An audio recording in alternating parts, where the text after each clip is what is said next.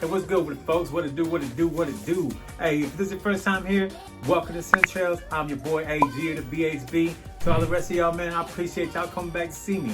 Now, what I have for y'all today is the top 10 spring fragrances of 2020. But before we get started, go ahead and do me a favor. If you haven't subscribed to the channel yet, go ahead and hit subscribe and click on the bell. As soon as the screen pops up, make sure you hit all. So anytime I do a first impressions, an unboxing, or review, previews, or top 10 list, or anything that's fragrance related, you'll be one of the first ones to know. Now let's go ahead and get started.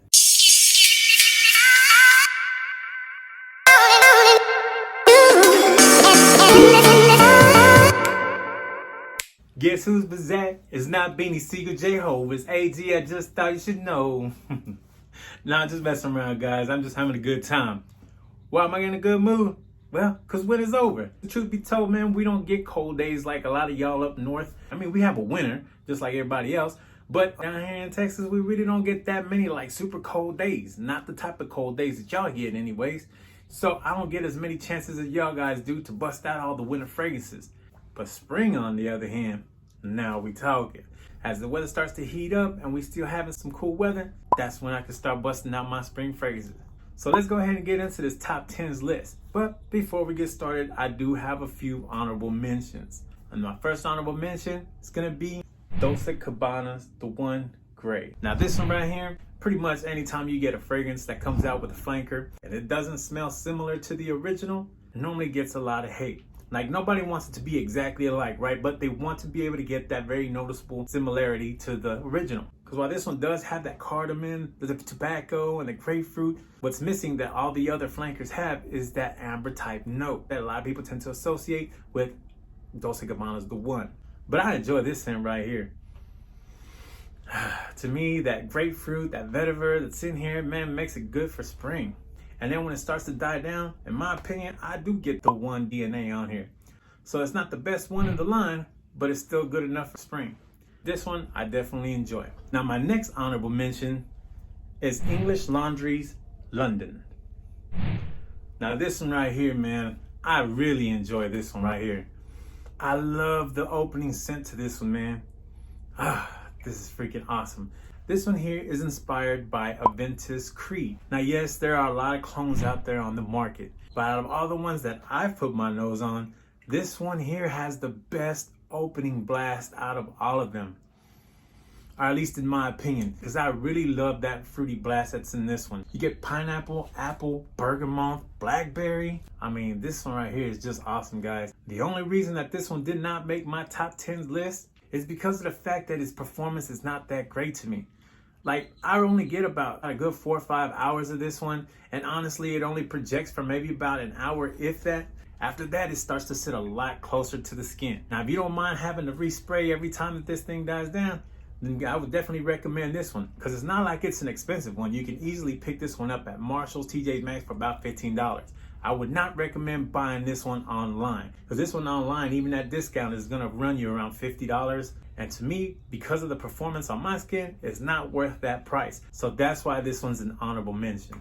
Now, the next one is one I featured on my weekly fragrance rotation here recently, and that is Paco Rabanne's 1 Million Cologne. Like I had talked about in that video, I really enjoy this one for spring. And this is another one that gets hated on by people in the community. While all the other ones like Privé and Lucky are good, and I don't think this is better than those are actually a lot more closer to the original 1 million. Whereas this one here, I feel that it does have that 1 million DNA, but it's definitely overshadowed by the rose note and the grapefruit note that is in this one. Like I've said in the past, man, I'm not a huge fan of the rose note, but when it's done lightly and it's not too flowery, man, I don't mind that rose note. So this one right here, I actually enjoy. And the best part about this one is that when it starts to dry down, it starts to smell like Invictus Aqua to me, which is another fragrance put out by the same brand as this one, which is Paco Rabanne. So yeah, this one worked great for me. So my next honorable mention, I'm a little sad that it didn't actually make the list, because I love this one right here. Unfortunately, all the other ones that are on my list, I actually would reach for first before I reach for this one. And the fragrance that I'm talking about is YSL's L'Homme. Now this one right here is a nice scent. I love that ginger, that lemon, that bergamot, and violet leaf that's in this one. Man, if you never smelled this one before, I definitely urge you to try this one. But like I said, the other ones that are on my list, I know I'll reach for before this one. Now my next honorable mention is Paco Rabanne's Invictus. Now this one here, if you're in the fragrance community, you already know what this is. This is that beastly powerhouse bubblegum aquatic fresh type scent. Now I really enjoy this one right here. I know some people hate on Invictus because of its bubblegum type scent, but a lot of people outside of the fragrance community enjoy this one. Matter of fact, the last time I wore this to the bar, I was getting a lot of head turning. And not only that, but my girl actually enjoyed this one as well. So I get compliments with this one, not just from my girl. The reason why this one didn't make the list, because I didn't want to have a lot of fragrances on the list that had that similar type smell. And there's actually one on the list that I actually enjoy and will have more opportunities to use over this one. But we'll get to that one soon enough. Now my last honorable mention before we crack into the list is Azzaro's Wanted. Now this one right here is on the same type of vibe as this one. The only difference is, on my skin, this one doesn't project as much as the Invictus. However, it does have a similar type smell. Only this one here is a little bit more spicier and has ginger in it and apple. I mean, this is a really good scent right here. I definitely would recommend this one for spring as well. But once again, the reason this one didn't make the list is because I have one on the list that I feel is better than this one and more versatile than this one. But like I said, we'll get to that soon enough. Now let's get into the actual top 10. So number 10. Bulgari's Wood Essence. But this one right here is one that I was rocking last spring and I really enjoyed last spring. Unfortunately, this one right here doesn't get as much love as its newest flanker, which is Bulgari's Man Neroli. Now that one right there is a lot fresher than this one, which is why I actually like that one better for summer. So, spoiler alert, that one's probably gonna end up being on my summer top 10 list. But since we're talking about spring, I actually enjoy this one a lot better. It does have somewhat of a citrus type of opening. And when I used this one last year, I actually used it when I went on a camping trip. So on those cool mornings, when this one starts to dry down, it has somewhat of like a warm type of essence around it. No pun intended. But it definitely has a warming type of effect to it. So I really enjoyed this one.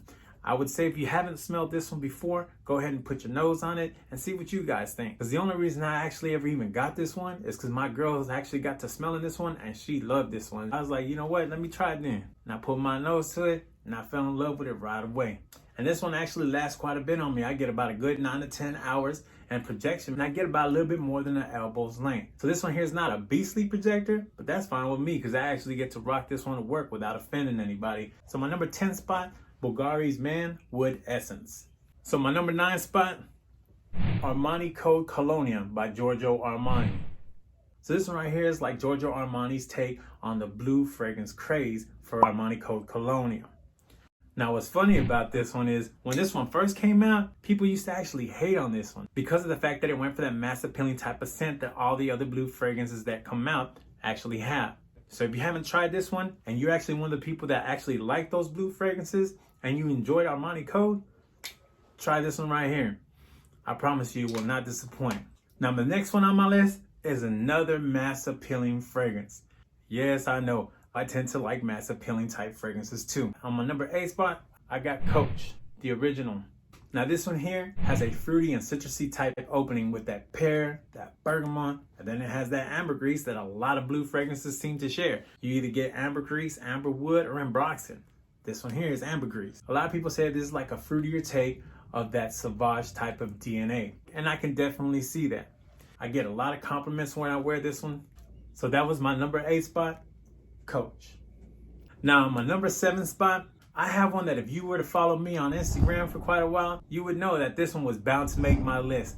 Because like I said time and time again, I love the whole Salvatore Ferragamo Uomo line. So I'm sure by now y'all know which one I'm talking about. Salvatore Ferragamo's Uomo Casual Life. I gotta spray this one. Man, I love this one right here.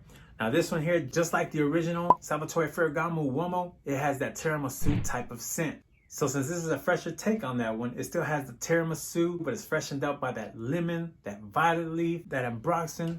Man, this one right here smells great. And it'll last about a good 6 to 7 hours on my skin. And I've gotten quite a few compliments when I've worn this one before. So this is another one that I look forward to wearing this spring. So on my number 7 spot, that was Salvatore Ferragamo Uomo's Casual Life. So now for my number 6 spot, This spot right here was one of two spots that was hard for me to actually do. I was trying to decide on two fragrances that are kind of similar in vein, where one's more citrusy, the other one's actually aquatic. It was a hard decision, but for my number 6 spot, I actually ended up deciding on Bulgari's Aqua Atlantique. Now this one right here is an awesome fragrance, guys. If you've ever smelled Bulgari's Aquamarine, this one here is kind of like if you were to take that one and mix it with Sauvage, and this is what you would get. So this one here is fresh and it's also aquatic, and it performs pretty well. Like, I get 12 plus hours on this one. Now, like I said, it was hard for me to make this decision because I really love this one here, but I also enjoy this one, Versace Men's Dylan Blue. Now this one here is a very versatile fragrance. This one here is actually more versatile than this one, because this one here you can pretty much use all year round and for almost any occasion. Now the only reason why this one ended up getting beaten out by Bulgari's Aqua Atlantique is because of the fact that I guess since I use this one less throughout the year, since the other one's more versatile, I actually look forward to wearing this one when it comes to spring and summer. But both of these are monster performing fragrances. They both last a long time and they both project pretty well. This one's more versatile, but this one smells great for spring and summer. So for my number 6 spot, that was Bulgari's Aqua Atlantique. So we're getting towards the end of the list. We're at my number 5 spot. Now I don't know if by the time you watch this, I already put out my weekly fragrance rotation, but if I have, then you would have noticed that some of these fragrances haven't made it on the list yet. Like my number 5 spot, which is Viktor & Rolf Spice Bomb Eau Fraiche. Now this one right here is a discontinued fragrance. Now you probably ask, why are you putting a discontinued fragrance on your top 10s list if it's discontinued? Well, the reason why is because you can actually still pick this one up. You can actually go online to your favorite discounter's website, and more than likely they're gonna end up having this one. So just like the name states, this is actually a fresher take on Spice Bomb by Viktor & Rolf. Now this one here is made fresher and cleaner by the grapefruit, the sea salt, and the lavender that's in this one. Now this one's also another great scent. So if you've been thinking about picking this one up or trying it, the time is now. Because the time is ticking, man. Pretty soon, this one's not going to be around. There's no telling how long it's going to take before they all run out and you start finding these on Amazon or eBay at jacked up prices. So I definitely urge you to pick this one up, or at the very least try it so you can decide if you want to pick this up before it's all gone. So that was my number 5 spot, Viktor & Rolf's Spice Bomb Eau Fraiche. Now my number 4 spot, this is another discontinued fragrance. I know. What am I doing putting all these discontinued fragrances, right? Well, because once again, this is another one that you can easily find still. Now, I have no idea why sometimes you have great fragrances that a lot of people enjoy that end up getting discontinued. I don't understand what a lot of these fragrance companies be doing. Like, if a lot of people love it and they're buying it and they constantly talk about it, why would you discontinue it? But I don't know the brand. I can't tell them what to do. But what I can tell you is my number 4 spot is L'Homme Ideal Cologne. Now this one right here, I love this one right here. I am very disappointed that it's discontinued. This is a very good spring and summer type of fragrance. But what I love about this one is this is not like your typical spring, summer type of fragrance. A lot of fragrances that are built for like summer all seem to be somewhat similar with their citruses or aquatic or their ozonic type of notes. But this one right here is a little different. Yes, it still has some citruses in the opening, but this one here, when it starts to die down, it actually starts to become sweeter and creamier. However, not in a way to where it becomes annoying or obnoxious in the summertime. And this one here, man, you can still pick this one up for cheap. You can go online on your favorite discount website and pick this up for around $25. Or if you go to TJ Maxx or Marshalls, I still be finding these all the time. So every time I see this one, I pick this one up. I actually have a few bottles of this one because that's how much I love this one. And I hate for the day that this is no longer available and I run out. I definitely recommend you pick this one up before it's all gone. And this one here has good performance also. So if you've been thinking about picking this one up, once again, this is one that you might want to do so soon. That's my number 4 spot, Guerlain's L'Homme Ideal Cologne. Now, my number 3 spot. This was another hard spot for me to decide on. Like, it was so hard. I was going to put Acqua di Gio Profumo. Now this one right here, even up until the last minute, it was actually hard for me to decide between this one and the actual number 3 spot. But at first, since it was a hard decision, I think I just picked it on a whim. But when I really thought about it, I was like, you know what? I do like Acqua di Gio Profumo, but for spring, my favorite Aqua di Gio fragrance is Aqua di Gio Absolute. Now, like I said before, because it's spring, you want fragrances that are a little bit on the fresher side and not so sweet like how you would in winter. But this one here is not that kind of sweet. Now, like I said earlier in the video about having a ranked fragrance that's in my top 10 that has like the Invictus type vibe, well, a lot of people will tell you this one right here is Aqua di Gio's take on the whole Invictus popularity. And I already know some of y'all gonna be hating on my choice. You can go ahead and tell me about it in the comments. But the thing is that this one right here is also versatile. Maybe not as versatile as Profumo. And Profumo, spoiler alert, that one's probably gonna end up making my summer list also. But for right now, while we still have some cool days, this one is probably one that I will reach for first before I reach for Profumo. Because like I said, I like sweet fragrances. Now don't get me wrong, overall, I don't think that this one is better than Profumo. Don't get that twisted. I still think this one right here is the best Aqua di Gio fragrance out of the whole line. However, for spring, I gotta have this one, guys. I gotta have this one. This one lasts a long time. And this one here, to your average person, they're gonna like this. I done wore this so many times, and people who are not in the fragrance community has given me compliments, told me how great this thing smells. Hell, one of my friends told me, man, that shit right there smells presidential. So if you don't mind sweet fragrances, I understand that this is not a close resemblance to the original Aqua di Gio fragrance, but if you judge this one by itself, man, this is an awesome fragrance. So if you haven't tried this one, I definitely urge you to try this one. Don't just listen to all the people who are upset about the fact that this one was the furthest from the original Aqua di Gio. So that was my number 3 spot, Aqua di Gio Absolute. Now my number 2 spot, what I got for you is Prada L'Homme. Now this one here is a clean, fresh, works an iris-based scent. Man, I really like this one right here. If you work in an office or you work indoors and you don't do a lot of manual type labor and you just want to smell clean, fresh, professional, man, this is the one to go. This one's mass appealing and it smells luxurious. And it lasts quite a while. I don't put this on before work and I work 12-hour shifts. And at the end of my work shift, I can still smell this one on me. Matter of fact, I remember one morning at the end of my work shift, I ran across my sister. She leaned in to give me a hug, and she ended up telling me, man, you smell good. Like, what are you wearing? And I ended up telling her I was wearing that Prada L'Homme. So this one here lasts a long time, guys. It has you smelling fresh, clean. So that was my number 2 spot, guys. Prada L'Homme. And now my number 1 spot. Now, like I had said before, if I put out my weekly fragrance rotation right before I put out this list, then you should already know what's gonna be my number 1 spot because it hasn't showed up on this list yet. So here it is, my number 1 ranked spring fragrance of 2020 is Yves Saint Laurent's Y Eau de Parfum. Now this one right here, man, I love this one right here. So this one here smells like the original, but it's more amped up and a lot more sweeter. And not like in a clawing type of way that when it heats up, it's gonna start choking people. No, it's not that sweet. This is a very versatile fragrance. You can wear it in the day, you can wear it in the evening, you can wear it spring, summer, fall, winter. You can wear this to the bar, to the club. You can pretty much wear this for anything. This one right here garners a lot of compliments. I wore this one last spring to the bar, and as I was walking into the bar, man, it was making heads turn. And I was already dressed fly. Then I add this fragrance right here. Oh man, it turned up the attractive factor to the point that my girl was getting jealous at the attention I was getting. She's already talking crap, wanting to fight. So yeah, this one is that good. It's a mass appealing fragrance that'll definitely get you noticed. Lasts a long time, very versatile, and projects pretty well. So I recommend you guys pick this one up, or at the very least try this one. And that was my number 1 spot, YEDP by Yves Saint Laurent.